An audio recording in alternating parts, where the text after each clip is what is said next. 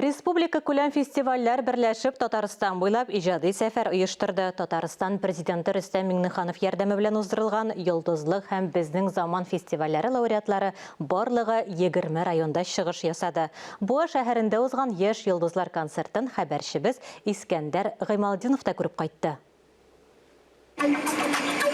Йолдызлык һәм безнең заман фестивальләре лауреатларының иҗади сәфәре республиканың бик күп районнарын кулашлады. Төп чара, гала-концерт Буа шәһәрендә узды.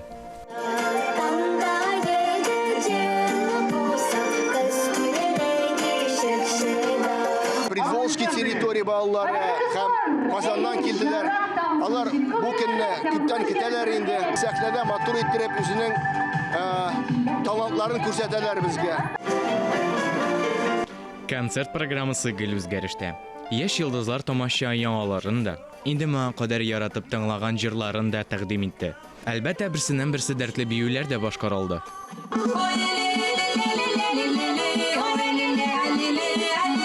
Сегодня у нас финальный день апофеоз. Бүген фестивальнең соңгы көне.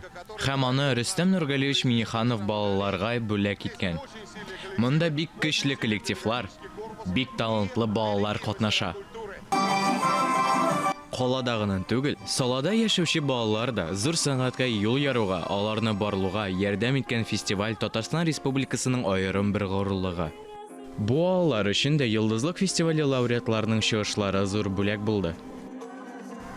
Искәндәр Гыймалдинов, Ирек Хәмидуллин, Татарстан яңалыклары.